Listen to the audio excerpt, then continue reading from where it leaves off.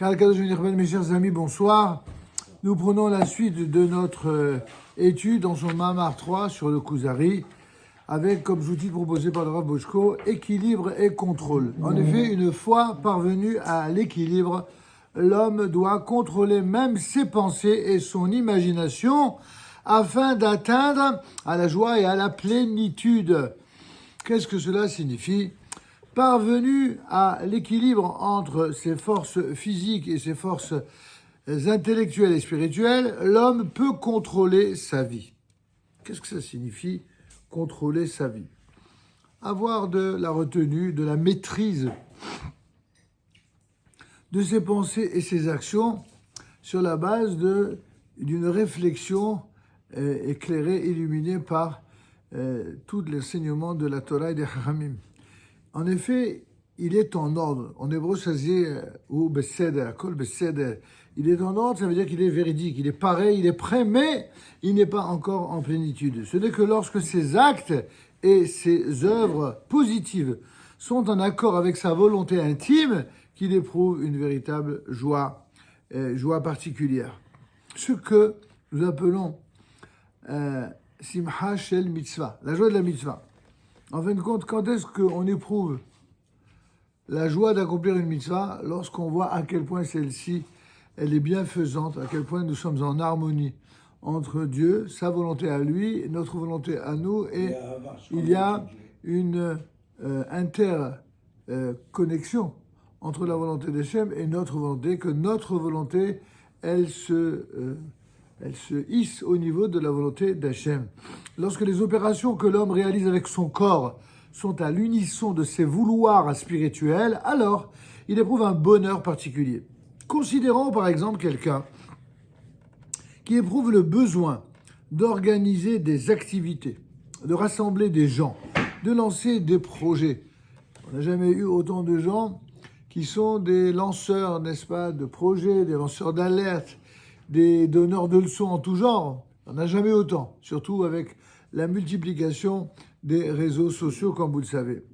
Or, ce qu'il convient d'ici de souligner, c'est qu'il est souhaitable qu'une telle personne le fasse dans la perspective de la sainteté. Ça, c'est ce qui nous distingue de bien d'autres. Nous, tout ce que l'on fait, tous nos projets, toutes nos intentions, toutes nos volontés de rassembler des gens, c'est autour de la sainteté. La sainteté, la Kedusha, c'est quelque chose dont plus beaucoup de gens parlent, y compris dans les univers religieux.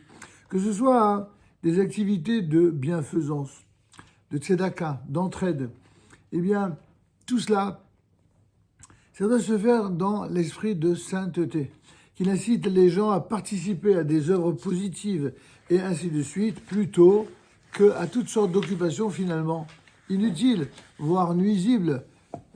La différence fondamentale entre quelqu'un qui accomplit une mitzvah pour l'amour de la mitzvah et pas du tout pour apparaître ou pour être bien jugé, cela se voit à la manière dont il procède pour arriver à ses fins.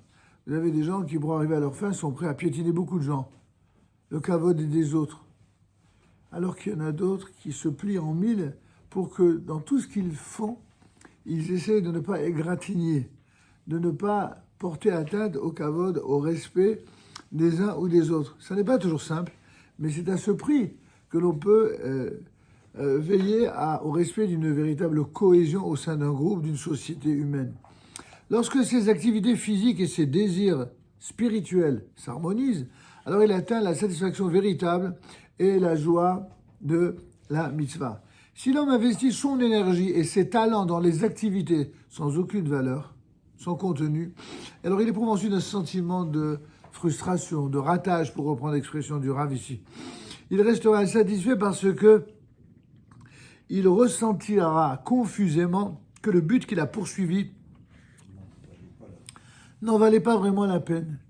Il y a cette sorte d'amertume terrible qui va en quelque sorte atteindre celui qui, même mu par de bonnes intentions, quand il verra les résultats, les effets, les réactions, voire les dévalorisations, eh bien, il va goûter ça avec un goût d'amertume.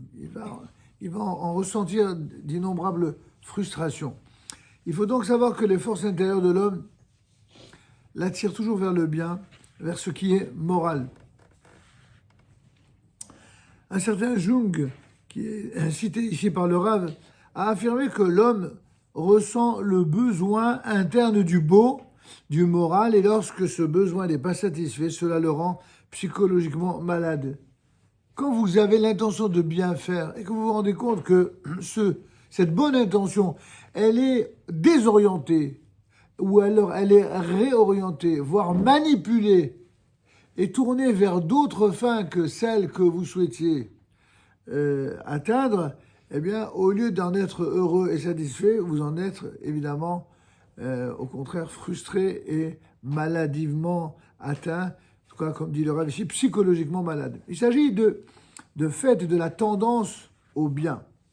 Pourquoi on se sent mal quand on fait du bien, alors que nécessairement on fait le bien pour le bien? Parce qu'il y a un penchant naturel de l'homme qui est bon. On en parlera moins souvent, mais il y a aussi le Yetzer Tov. Il est dit, souvenez-vous, dans ce fameux verset du roi Shlomo HaMelech, Yetzer Lev Adam Ra Mineora. On dit que le penchant, écoutez bien, le penchant naturel du cœur de l'homme est mauvais depuis son enfance, depuis sa jeunesse. Excusez-moi. Et merci. Et nos sages de corriger tout de suite. Attention, ce qui est mauvais, c'est le Yetzer. C'est le mauvais penchant qui est mauvais. Mais pas le cœur. Le cœur, lui, il est très bon. Vous comprenez la différence? Quand on dit que le penchant du cœur de l'homme est mauvais, ça ne veut pas dire que le cœur est mauvais. Le cœur, il est bon. Le cœur a été fait par Dieu. Le cœur, il est très bon. Le Yetzer, il est là que pour nous inciter au mal, et c'est à nous battre pour mériter de conserver le bien qui est en nous. C'est la même chose ici. L'homme possède aussi des forces dont le moteur est la tendance, malheureusement, au mal. C'est ce qu'on a dit, le Yetzer Hara. Ainsi que Freud l'a formulé de manière extrême, toutes les actions de l'homme procèdent, dit-il, de l'instinct sexuel. S'il n'éprouve pas de satisfaction sexuelle, il risque de tomber psychiquement malade. L'homme doit être conscient des forces qui sont à l'œuvre en son sein et assurer la domination des forces du bien sur les forces contraires. Il ne suffit donc pas de parvenir à un équilibre des forces physiques et spirituelles, il faut aussi affronter les pensées et les volitions intimes. Bon, ce que cite le Rav ici, étonnamment dans ce contexte, c'est la position de comment dirais-je, de Freud. Il y a un bouquin qui avait été écrit par un certain Haddad, professeur Haddad, qui parlait des sources talmudiques de la psychanalyse de Freud, où l'on voit là-bas qu'effectivement, la façon dont Freud a procédé pour présenter ses travaux était fortement imprégné de l'étude que Freud avait consacrée dans sa jeunesse à l'étude du Talmud. Et il en avait été... Le problème, c'est que la manière dont lui l'a expliqué et cette façon de systématiser des pensées asexuées pour expliquer tous les travers, c'est quelque chose qu'il a voulu relier à la sexualité parce que c'était sa vision à lui de ce qui s'appelle le mauvais instinct ou le tzara, le mauvais penchant. Alors, de fait, il y a bien des êtres humains qui sont ainsi poussés vers le mauvais penchant pour ces raisons-là. Mais il n'y a pas que cela. Lié qu'à cela, c'est finalement amputer de la richesse du judaïsme toutes les raisons pour lesquelles la tradition nous dit que l'homme faute. Ça peut être effectivement l'attirance pour la faute, pour les déviations dans le registre de la déliquescence des mœurs, mais il y a également la pulsion du sang, de la violence. Il y a également la pulsion de l'idolâtrie. Et ces trois sont distincts. À ce que je sache, Freud ne fait pas référence à l'idolâtrie. Il ne fait pas forcément référence non plus au meurtre, alors que pourtant, dans le Talmud, ça, par contre, on en parle. Et donc, même si je comprends le bien fondé de cette remarque et de cette référence, je pense qu'elle est insuffisante. En l'occurrence, Rabbi Yehuda Halevi, quant à lui, nous apprend comment parvenir précisément à affronter ces pensées négatives.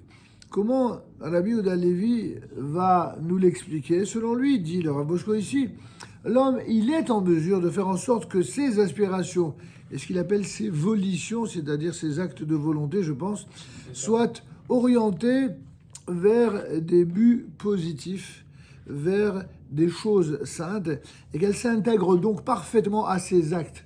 C'est une sorte de conditionnement intellectuel qui va le pousser à élever ses pensées, ses volontés à un niveau, évidemment, qui soit un peu plus élevé que la moyenne de ceux par lesquels, on va dire, les instincts les mènent ou les conduisent, au contraire. Il parvient ainsi, dit-il, à la plénitude, la joie de la mitzvah. Il va citer ici le Kuzari. Elle se range aux décisions, pluriel, aux décisions de l'intellect et se propose fermement de les exécuter.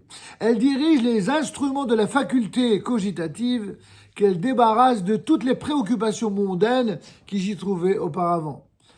Elle charge la faculté imaginative de présenter avec l'aide de la mémoire les formes les plus belles qui se trouvent en elle afin de se faire une image du divin qu'elle recherche. Comme lors de la révélation du mont Sinaï, de la révélation à Abraham et à Isaac sur le mont Moria, comme le tabernacle de Moïse, le culte sacerdotal, la résidence de la gloire sur le temple et bien d'autres manifestations semblables. Qu'est-ce qu'il veut nous dire par là?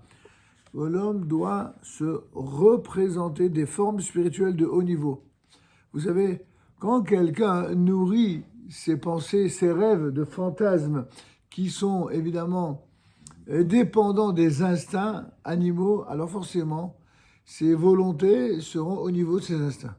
Mais si au contraire, ses pensées, ses rêves, ses aspirations se placent à un niveau spirituel évidemment beaucoup plus élevé, donc les pensées, les désirs qu'il recherchera seront effectivement au niveau de ces fameuses pensées. Il influera ainsi sur sa... Oui? J'ai pas compris ce que c'est le elle. Elle se range. C'est quoi elle? Elle se range aux décisions. Elle dirige les instruments. La joie de la mitzvah, c'est de ça qu'on parlait, je crois. La joie de la mitzvah? Ou la plénitude, oui. Il faut, quand il nous donne une citation, évidemment, il faudrait la voir en hébreu pour savoir immédiatement à quoi elle sera. Mais d'après le contexte de ce que le Rav nous a expliqué ici, je suppose qu'il fait référence à la joie de la mitzvah, ou alors l'équilibre et le contrôle. Enfin, c'est les deux éléments qu'il a mis en avant. Elle se range aux décisions de l'intellect et se propose fermement de les exécuter. C'est la volonté, la source de volonté, ce qu'il appelait la volition. D'accord? Ça, c'est dans un monde idéal. Oui, c'est pas un monde idéal, c'est le monde qu'il faut rechercher. Un monde idéal, c'est justement tout le contraire d'un monde théorique. C'est justement ce qu'il veut dire. Le monde idéal pour nous, c'est un monde que l'on crée. C'est pas un monde que l'on fiche dans la pensée, dans les fantasmes, dans les espoirs. Non, c'est un monde que l'on construit, auquel on parvient par les efforts au quotidien, par un conditionnement, comme je le disais tout à l'heure. L'homme doit se représenter des formes spirituelles de haut niveau. Vous comprenez? Il doit se représenter des formes spirituelles de haut niveau. Elles vont pas venir, ces formes, toutes seules. C'est quoi des formes? Les formes, les formes, les pensées, les représentations. Si, écoutez-moi, si quelqu'un, avant de dormir le soir, il fait le schéma Israël, et qu'avant cela, il a étudié, comme ce soir, un cours sur le Kuzari, et qu'il s'est rempli de Torah, quand il va dormir, eh ben, les pensées qu'il va avoir pendant son sommeil seront au niveau de ce sur quoi il s'est endormi. Mais si au lieu de s'endormir sur le Kuzari, sur un limoud de Torah, ou alors sur le schéma Israël, il s'endort sur des films peu recommandables, ou alors des visions, ou des soirées arrosées et d'un bas niveau, alors les pensées ne seront pas élevées, elles seront plutôt au niveau des instincts, et ça va se transformer en fantasme de faute. C'est ça la différence. C'est d'ailleurs pour cette raison, nous dit Rashi, qu'on doit toujours s'endormir mitor d'ivrei Torah. C'est pour ça qu'on fait le schéma Israël. Tout le monde n'est pas forcément du niveau, d'une force de volonté pour prendre un livre avant de se coucher. L'idéal, c'est qu'on soit tous comme ça. Mais pour celui qui n'est pas capable, alors au moins qu'il fasse cette fille-là, au moins qu'il fasse le schéma Israël, au moins que le schéma Israël va le protéger dans ses pensées, dans son sommeil. pour qu'ils dorment. Il Il y a des gens qui ne dorment pas parce que de toute façon, ils sont trop occupés à étudier ou à réfléchir. Mais il y en a d'autres qui ne dorment pas parce qu'en fait, ils ne pensent qu'aux soucis. C'est pas pour ça que le sommeil a été donné. Dieu ne nous a pas donné. Et le hajban nefesh, il faut le faire. le Hajbon soir. Nefesh, oui. Pourquoi le soir? Quand on est fatigué et KO. Ouais. Hajbon Nefesh, un minimum peut-être. Un Quand minimum on fait. avant de s'endormir. C'est ce que dit la Gemara dans Megillah. Avant de faire Shema Israël, on fait le Hajbon Nefesh. On essaie de réfléchir à la façon dont on a conduit sa journée, comment on l'a remplie, quelles sont les choses qu'on a pu faire en bien, mais quelles sont aussi les choses qu'on a pu faire en mal, les choses qu'on aura pu dire, même sans le vouloir, et on aura fait du mal à quelqu'un. Alors, on demande à Dieu, voilà, qu'il nous donne ainsi la force de pardonner à ceux qui nous auraient offensés et que eux-mêmes, si on les a offensés, qu'ils nous pardonnent. Ça fait partie de ce qu'on appelle le Cheshbon Nefesh, c'est-à-dire une introspection, on va chercher le terme en français, une introspection qu'on doit faire avant de se coucher pour dormir plus tranquille. Mais si, au lieu de cela, à quoi on pense avant de dormir? Oh là là, j'ai pas payé un tel, j'ai pas reçu, il m'a pas payé. Il y a des gens, toute la journée, ils pensent à l'argent, ou au business, ou aux soucis de l'existence. Et quand ils vont se coucher, au lieu de prendre des forces, qu'est-ce qu'ils font? Ils continuent à s'endormir avec les soucis. Je pense que ça va un peu plus loin. Mais évidemment que ça va plus loin. Mais C'est pour, même dans la journée, je veux dire, c'est essayer de se référer dans la voix de Dieu. J'entends bien, mais dans la journée, encore une fois, quand quelqu'un, il est dans la logique de l'adéquation à la volonté d'Hachem toute la journée, tout ce qu'on dit, ça relève de l'évidence et du combat. Mais de l'évidence quand même, sur le plan intellectuel. Mais celui qui n'est pas de ce niveau-là, c'est pas aussi simple que ça. Souvenez-vous quand on avait étudié le texte du Rav Kook relatif aux 3 types de tfilot. Vaishkei Abraham Bokel, Soua Bassadeh, et ça a donné les prières de Shahri, de Minhan Arvit. Et que chaque type de prière était annoncé par un type différent de verbe en hébreu, et de prières instituées d'abord par Abraham, ensuite par Israël, ensuite par Yaakov, chaque prière correspondant à l'état d'âme, à l'état intellectuel, moral et de cœur et de préoccupation dans lequel on se trouve dans les différents moments de la journée. Le matin, quand on est au moment où l'on est censé s'être reposé la nuit et où on en a la force colossale qui est en potentialité pour nous amener très haut, eh ben, on a à la fois la possibilité de faire des choses formidables, mais aussi on a la possibilité de tomber plus facilement devant les diverses tentations. C'est pour ça qu'on prie.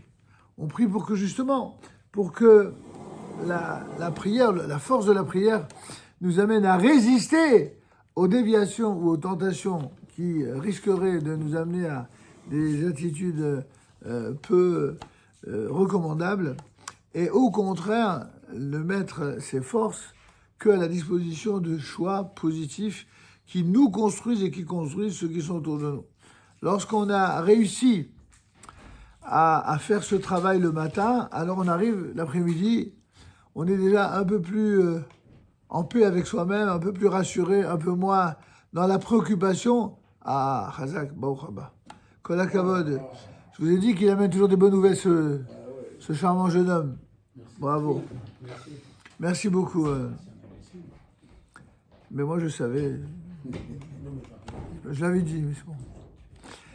Alors, et donc, quand on arrive au soir, le problème du soir, c'est que il y a même inconsciemment une volonté de souffler, de baisser les bras. Et donc, on est plus enclin à être une victime, à être faible, à ne plus se battre comme on le fait dans le temps de la journée.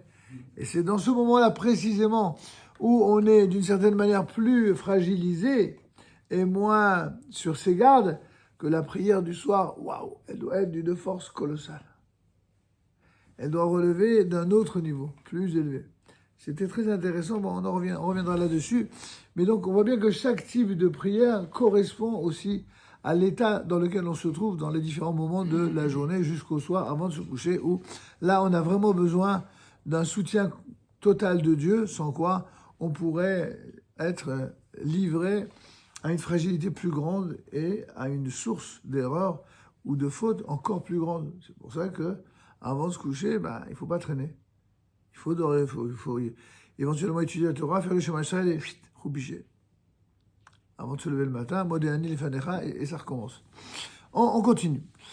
Donc l'homme doit se représenter des formes spirituelles de très haut niveau. Ainsi, il influera sur sa conscience lucide. Un homme normal rêve la nuit au sujet de ses expériences et de ses pensées diurnes. Donc, c'est en fonction de la façon dont il aura vécu en état de veille dans la journée que le soir, puisqu'il est un peu plus sensible et un peu plus affaibli, ou en tout cas fragile, que cela va reproduire des pensées. Le jour, il pense à ce qu'il a rêvé la nuit, et ainsi de suite. Si ce qui l'occupe est de nature négative et sans intérêt, il aura beaucoup de mal à agir positivement. En effet, si sa volonté intime l'attire en sens inverse, on est toujours attiré par ce qui nous manque. C'est comme ça, l'être humain est ainsi fait. À quoi va penser la nuit quelqu'un qui va refouler durant tout l'état de veille toutes les pensées, y compris des pensées non avouables, contre lesquelles il se sera battu? C'est là où intervient notre ami Freud. C'est que lui, il ramène tout à ça. Si quelqu'un, il se comporte comme un tzaddik et qui se retient de faire des bêtises en journée, la nuit, il va risque de fantasmer là-dessus. Mais en fin de compte, le Maharal dira, mais si il a repoussé les mauvaises pensées la journée et qu'elle l'assaille la nuit, c'est la preuve en réalité que c'est quelqu'un de bien. C'est quelqu'un de tzaddik. Simplement, il n'est pas le tzaddik le plus haut niveau. Parce qu'un tzaddik d'un plus haut niveau, il n'aura même plus besoin de se battre. Ça devient une première nature, c'est évident chez lui.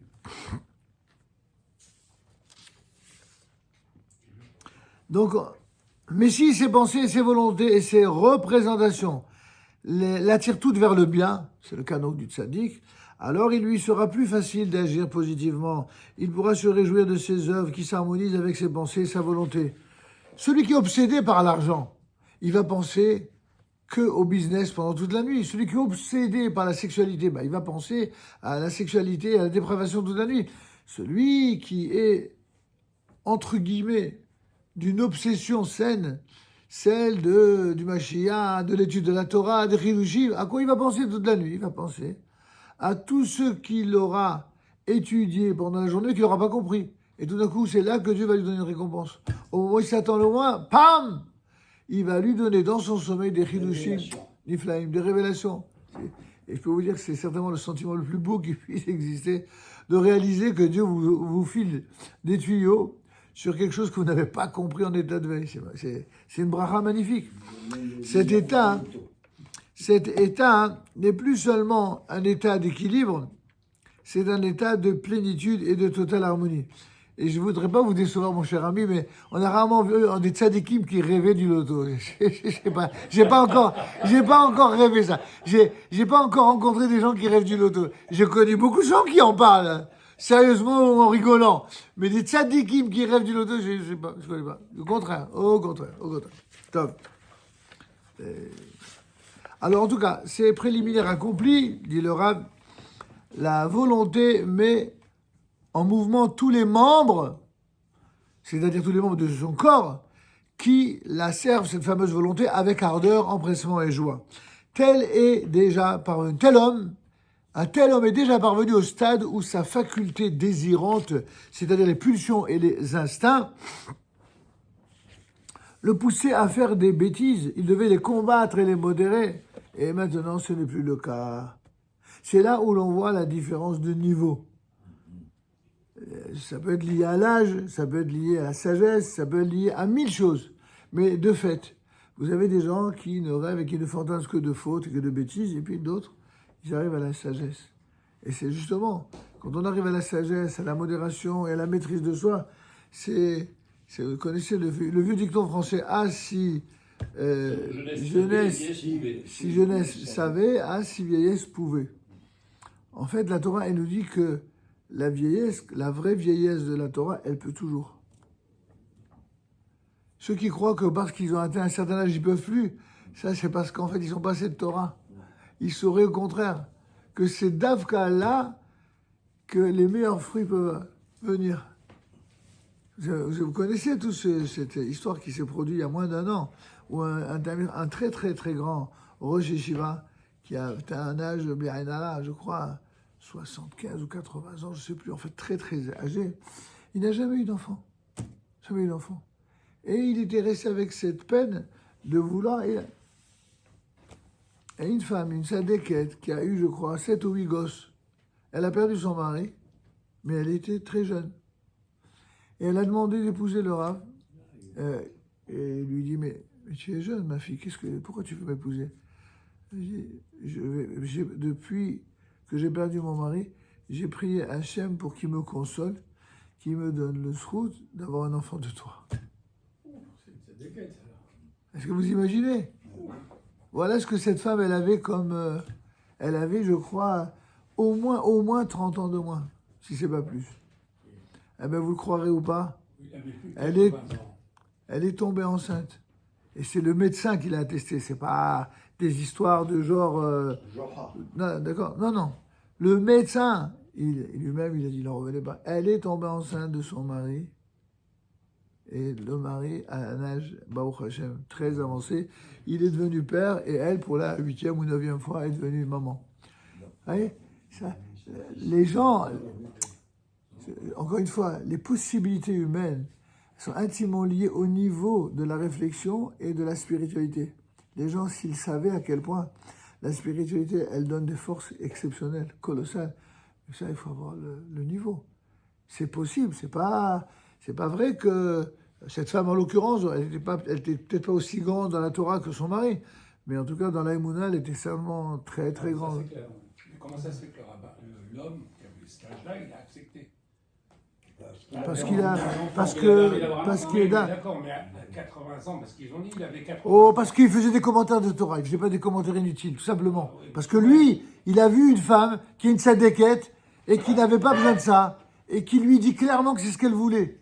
Alors lui, il s'est dit qu'il y croyait peut-être pas tant que ça.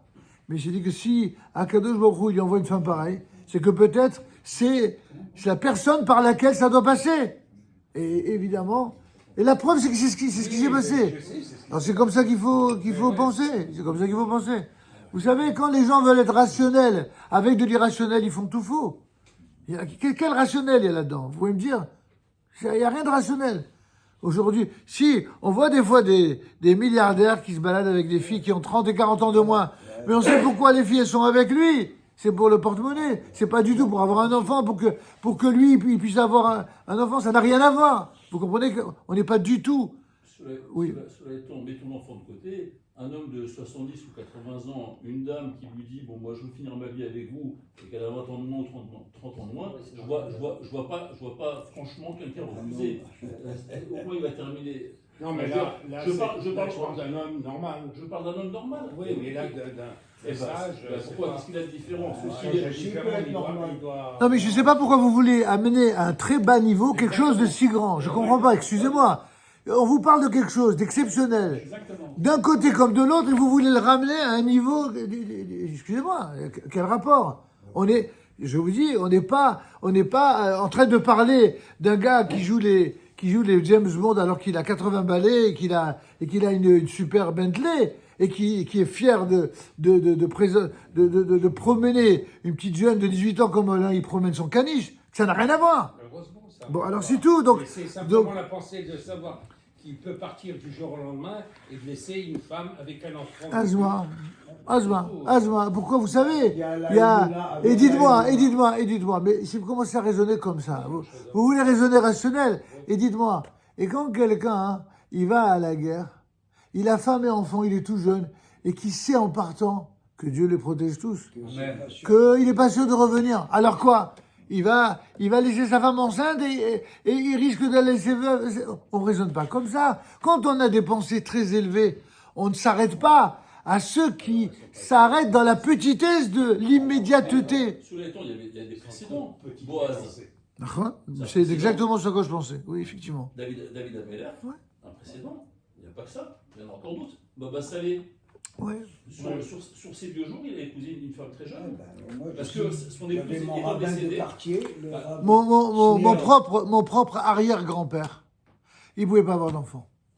Mon propre arrière-grand-père, et il n'arrêtait pas de prier, Wallo. Et un jour, il est allé voir justement Rabbi Yaakov en personne, à Shalom. Et il a dit, tout ce que j'ai prié, tout ce que tu as prié, pour que je puisse avoir un enfant, et je n'ai toujours pas. si c'est pour en arriver là, et il prend on appelle ça un tarbouche. Le tarbouche. Il s'est jamais dénudé la tête de toute sa vie, depuis tout petit. Et en pleurant, il enlève son tarbouche et il dit, si c'est pour ça, mieux vaut mourir. Et il laisse tomber son tarbouche. Alors, il dit, lève-toi. Il a fait une bracha et il lui dit, ben, ça t'achève. Tu vas être père. Et dans l'année, il a eu un enfant. Et cet enfant-là, il sera à l'origine de tous les rabbinim zini que vous connaissez. Alors, c'est pour ça que je vous dis, quand la réclamation, Kaviachol, la prière, elle transperce les cieux, et qu'elle est du fond du cœur et de l'âme, vous comprenez, ça n'a rien à voir. Je vous pose la question, c'est une question que pose le Midrash. Comment se fait-il que quand vous prenez dans le récit biblique les patriarches et les matriarches, puis ils sont presque tous stériles? Comment dire? Alors nous, quand quelqu'un il a du mal à avoir un enfant, on va voir des rabbinim grands ou moins grands pour qu'ils fassent une bracha afin que la maman elle puisse avoir un enfant. Et eux qui sont les plus grands, ils ne pouvaient pas avoir d'enfant. Qu'est-ce que dit le Midrash? Pourquoi Dieu il leur a donné cette épreuve? Parce que Dieu, il aime les prières des tzadikim. Pour qu'ils prient. C'est dur, hein? Mais, et c'est ce qui s'est passé. S'il aime mes prières, je vais lui demander aussi quelque chose de particulier. Vous savez quoi? Vous allez lui demander, on verra si vous êtes sadique ou pas. Je suis vraiment surpris aussi dans les récits bibliques par rapport à ce qu'on connaît. En Afrique du Nord, les femmes étaient vraiment fécondes. Chut, attendez, on enregistre tout là, donc ne parlez pas trop fort. Les femmes étaient fécondes. Elles pouvaient avoir jusqu'à... Enfin, je parle de ma mère 14, mais il y en a qui avaient 15, 16... C'est pas la peine de parler au passé, ça existe toujours. Ça Hein. existe toujours. Oui. Chez les patriarches et les matriarches, en général, c'était 1 ou 2 enfants. Sauf Yaakov, mais sur chaque épouse, c'était 3 ou 4 enfants. C'est quoi la question? Comment Kadosh Baruch Hu peut, d'un côté, donner vraiment une bracha à une seule et même femme pour lui accorder autant de grossesse, et pourquoi pour des matriarches qui avaient des mérites tellement... Tu as donné la réponse. Non, pas du tout, c'est pas ça qui... C'est pas du tout la question. Mais non, la réponse, je pense qu'il y en a plusieurs, mais enfin, une réponse qui me semble évidente, c'est que ce que Akadosh Baruch Hu décide dans le projet de vie de chacun, il n'y a que lui qui, évidemment, qui maîtrise complètement le secret de la vie et du contenu de la vie de chacun. Même si chacun, après, a son propre libre arbitre, il n'en reste pas moins vrai que c'est quelque chose qui est absolument exceptionnel que de voir tous ces destins prodigieux, Abraham avec Sarah, Rivka, Rachel, Léa, Abraham, Isaac, Yaakov, c'est tout le temps des destins absolument fabuleux. Je pense que des êtres d'exception ont toujours des c'est tout le contraire, vous comprenez. Si j'osais me permettre une comparaison, c'est la différence entre un modèle unique et un modèle en série. Quand vous avez un modèle en série, bon, ah ouais, super, pas mal la voiture, d'accord.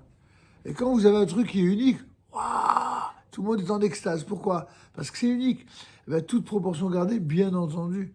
Dans le monde des humains, vous avez des gens, c'est tous des copieurs, ils reproduisent tous la mode qu'ils veulent bien suivre, ils veulent toujours être comme tout le monde.